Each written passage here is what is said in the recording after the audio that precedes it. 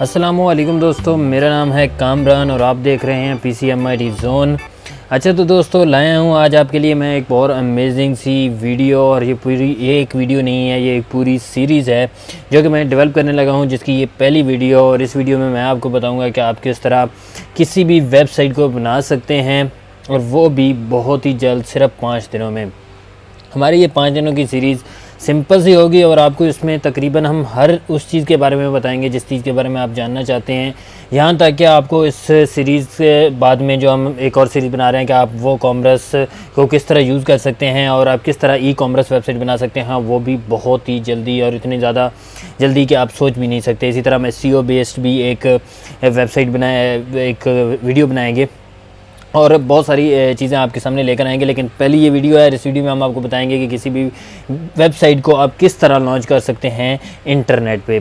सबसे पहले आपको करना क्या होगा, सबसे पहले आपको करना होगा, जाना होगा किसी भी होस्टिंग प्रोवाइडर के पास और वहाँ से लेनी होगी आपको होस्टिंग, और साथ लेनी होगी डोमेन। डोमेन लेने के बाद आपको मिलेगा एक cPanel कंट्रोल पैनल। उस कंट्रोल पैनल को लॉगिन करने के लिए आपको अपनी डोमेन के आगे लिखना होगा, डबल कोट से आगे लिखेंगे आप 2083, या फिर 2083 पोर्ट नहीं भी आप लिखना चाहते, ये cPanel की पोर्ट होती है, तो भी आप लिख सकते हैं cPanel, जिस तरह कि ये मैंने ऊपर बार में लिखा हुआ है। आगे अपनी वेबसाइट का नाम और इंटर प्रेस कर देंगे तो आपकी वेबसाइट ऑटोमेटिकली आपके सामने आ जाएगी।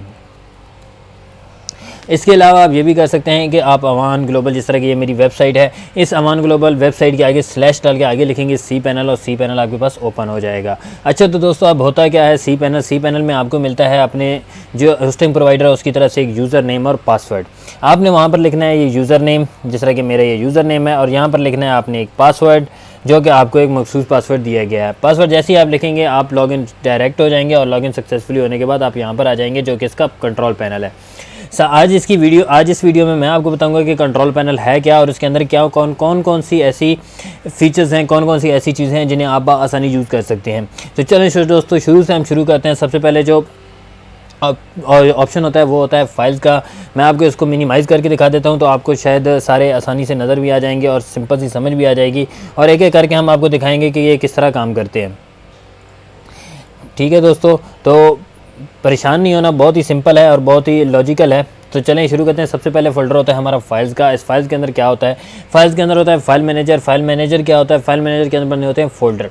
जिस तरह कि आपको पता होगा, अपने लोकल सर्वर इंस्टॉल करते हैं अपने सिस्टम के अंदर, और लोकल सर्वर के अंदर एक फोल्डर होता है www।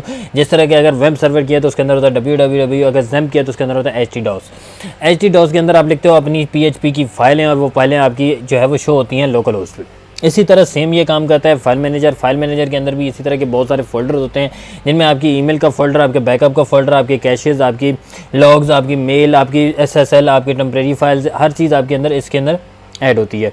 तो आपके ये होता है फाइल मैनेजर। इस फाइल मैनेजर के अंदर एक फ़ोल्डर होता है, उसका नाम होता है public_html। ये देखें public_html के नाम से, और ये public_ftp वो वाला अकाउंट होता है जो FTP अकाउंट के जरिए आप कोई भी डाटा अपलोड करते हो। public_html के अंदर सेम वही काम करता है जो www करता है। आगे इमेजेस का फोल्डर। इमेजेस के अंदर क्या होता है कि आप कोई भी इमेजेस अपलोड यहाँ पर पहले से ही कर सकते हैं, तो आपकी डायरेक्टरी के अंदर इमेजेस पड़ी होंगी, तो वहाँ से आप आसानी से उसे उठा सकते हैं। इस तरह डायरेक्टरी प्राइवेसी के अंदर आप किसी भी फोल्डर को लॉक लगा सकते हैं, या उसको एक स्पेशल प्राइवेसी लॉक लगा सकते हैं, स्पेशल टास्क दे सकते हैं। उस तरह इसके अगला है डिस्क यूजेज में आपको पता चल जाएगा कि आप कितनी डिस्क यूज़ कर चुके हैं, कितने आपके फ़ोटोज़ हैं इस वक्त, कितनी आपकी फ़ाइलें हैं, कौन सी आपकी PHP फाइलें में, मतलब कि आपको बहुत सारे, जैसे मेल का आपका फंक्शन, कितने आपके ईमेल्स कितना डाटा यूज़ कर रही हैं, मुख्तलिफ किस्में होंगी। जिस तरह कि आपको मैं इसको खोल के भी दिखा देता हूँ, तो शायद आपको आसानी से इसका समझ भी आ जाए कि ये कैसे काम करता है। ये है डिस्क पैनल, आपका डिस्क यूजेज, जिसमें आपको पता चलती हैं। ये देखें अभी ये ओपन हुआ और इसमें आपको पता चलेगा कौन सा फोल्डर आपका कितना जो है वो डिस्क यूज़ कर रहा है।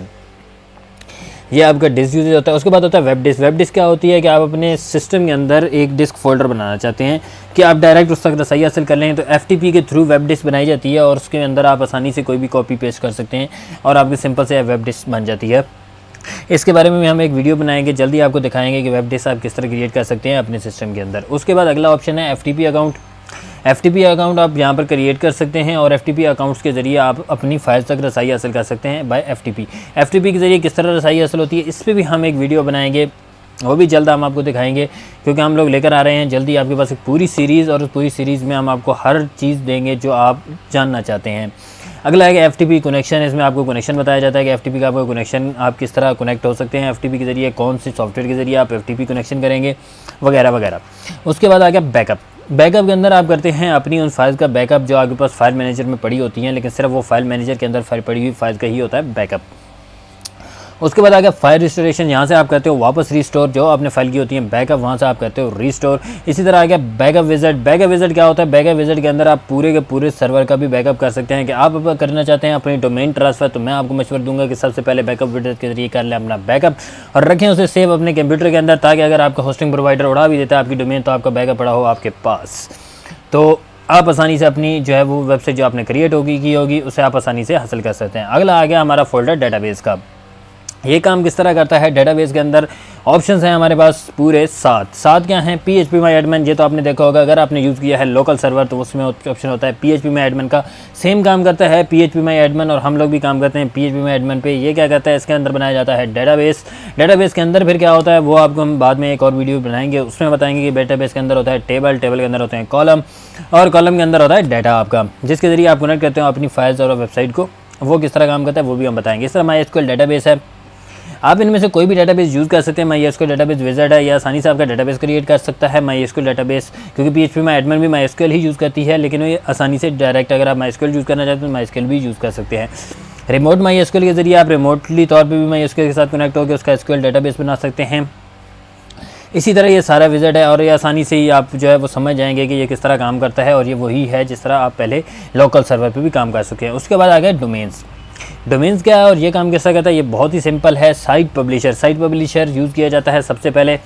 अब मैं आपको ये बता दूं, ये मैंने एक वेबसाइट जो बनाई हुई है avanglobal.org के नाम से। इस avanglobal.org का अगर मैं कॉपी करके इंटरनेट पे पेस्ट करके सर्च भी करता हूँ तो इसके अंदर कोई डाटा इस वक्त मौजूद नहीं है, इसलिए कुछ भी शो नहीं होगा। लेकिन अगर साइट पब्लिशर पे जाके मैं इसे पब्लिश कर देता हूँ तो फ़ौरन ये वेबसाइट पब्लिश हो जाएगी। वो भी मैं आपको दिखा देता हूँ कि आप वेबसाइट को जल्द से जल्द पब्लिश कर सकते हैं, अगर आपके कर सकते हैं, अगर आपके पास कोडिंग मौजूद नहीं है तो।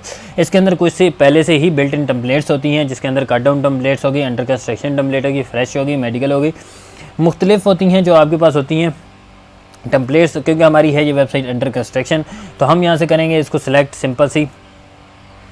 यहाँ पर आप देना होता है आपको सारा डाटा। यहाँ पर जिस तरह के डाटा देने के लिए हमारे पास इतना टाइम तो नहीं है कि हम इसका डाटा प्रोवाइड करते रहें, लेकिन हम यहाँ पर इसको टाइम दे देते हैं कि ये चलेगा, इसको हम टाइम दे देते हैं ये अगले ठहरें, इसको हम टाइम देते हैं ओके। जिस तरह कि हमने ये वीडियो बनाई है तो हम इसको एक अपने पास एक टाइम दे रहे हैं कि 10/3/2018 तक ये पब्लिश कर दी। हमने जस्ट क्लिक करेंगे यहाँ पर और ये हो गई वेबसाइट पब्लिश। यहाँ पर ये देखें, ये सबसे पहले मैंने इसको क्लिक किया था तो कुछ भी नहीं था। अब मैं इसको रन करूँगा तो कुछ और होगा। ये देखिए, चलें इसको मैं आपको बाद में दिखा देता हूँ। और हम चलते हैं अभी सी पैनल में वापस, जहाँ पर हम थे। ये आ गया हमारा ये डाटाबेस, और ये देखें ये हमारी वेबसाइट ओपन हो गई है। और उसके ऊपर हमने 10 दिन का टाइम दिया था, 10 दिन का नहीं 6 दिन का टाइम दिया था आई थिंक। और हाँ 5 दिन 22 घंटे 35 मिनट्स और 51 सेकंड। ये आपका जो है वो लॉन्च हो गई है और अंडर कंस्ट्रक्शन। आप यहाँ पर जो भी एंटर करना चाहें वो आप एंटर कर सकते हैं। बहुत ही सिंपल सा है, यहाँ से आप पब्लिश कर सकते हैं वेबसाइट को बहुत ही जल्दी। इसी तरह आप करना चाहते हैं add ons domain. Add ons domain क्या होता है? आपके पास हैं बहुत सारी डोमेन्स और आप ली हुई है एक ही होस्टिंग, जिस तरह की मैंने ली हुई है ये अनलिमिटेड होस्टिंग। आपको ये भी दिखा देता हूँ, ये अनलिमिटेड है और इस पर भी मैं एक वीडियो बनाने लगा हूँ जिसमें मैं आपको बताऊंगा कि अनलिमिटेड होस्टिंग आप चीपेस्ट होस्टिंग पाकिस्तान के अंदर कहाँ से ले सकते हैं। और अगर आप इंटरनेशनल लेना चाहते हैं तो भी मैं आपको ज़रूर वेबसाइट रिकमेंड करूँगा जहाँ से आप चीपेस्ट तरीन यानी कि बहुत ही सस्ती तरीन जो है वो होस्टिंग ले सकते हैं और बहुत ही अमेजिंग सी होस्टिंग होगी।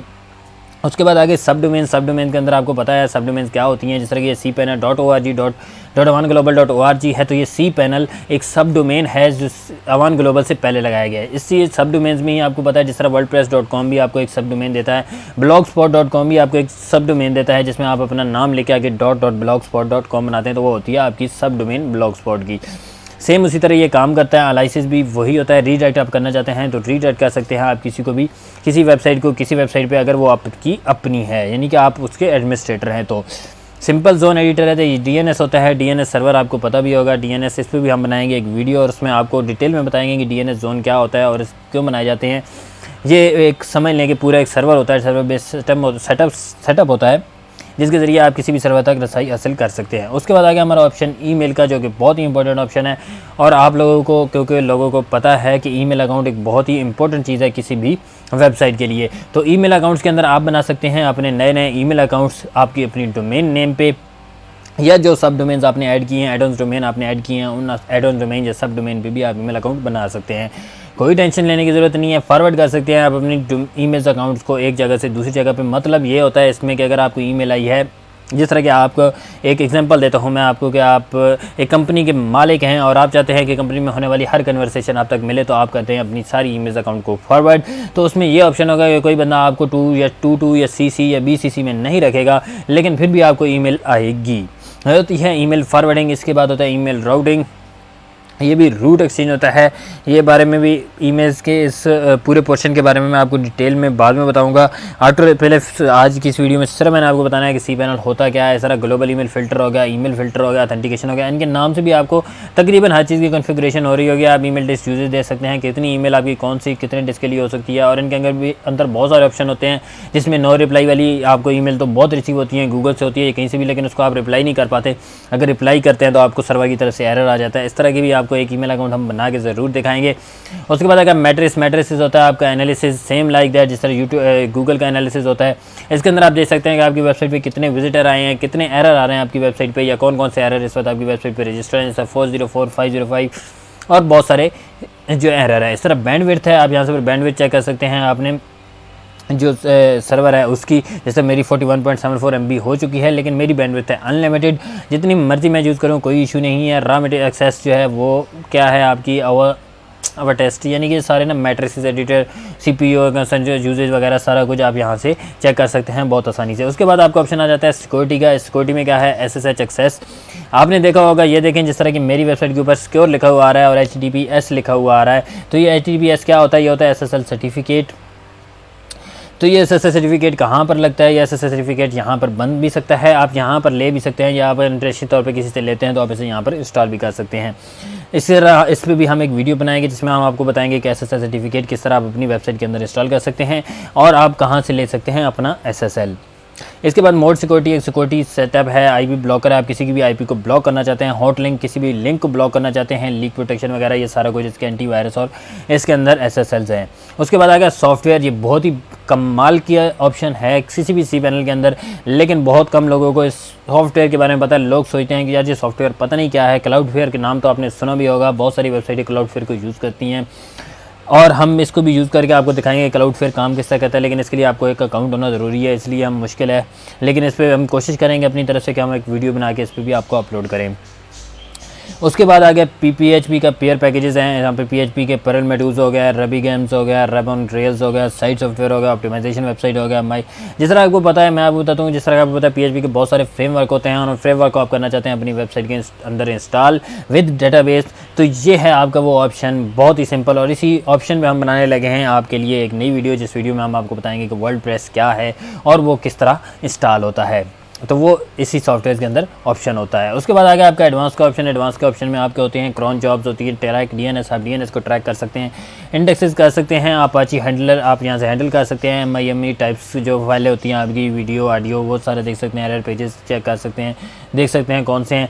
इस तरह आपके बाद अगला ऑप्शन हो जाता है प्रेफरेंसेस के अंदर आप पासवर्ड और सिक्योरिटी को चेंज कर सकते हैं, चेंज लैंग्वेज कर सकते हैं, यहाँ पर स्टाइल चेंज कर सकते हैं, कंटेंट इन्फॉर्मेशन और यूजर मैनेजर कर सकते हैं। ये सारा ऑप्शन आते हैं cPanel के लिए और ये आपके लिए नहीं होती है। जो सफोकट ऐप इंस्टॉलर के बारे में आपको उसने पहले से बता दिया और इसके अंदर बहुत सारी ऐप्स हैं।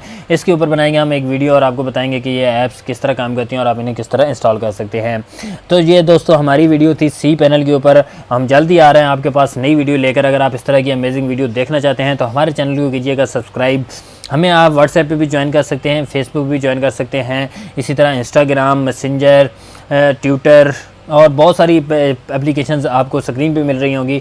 आप उन सब पे हमें ज्वाइन कर सकते हैं। सिंपल सी है, हमारे चैनल को सब्सक्राइब कीजिएगा, बेल के आइकन पे क्लिक कीजिएगा ताकि हमारी लेटेस्ट वीडियो जो कि हम नई वीडियो लाना चाहते हैं आपके लिए आप देख सकें। Thank you for watching. अल्लाह हाफिज़।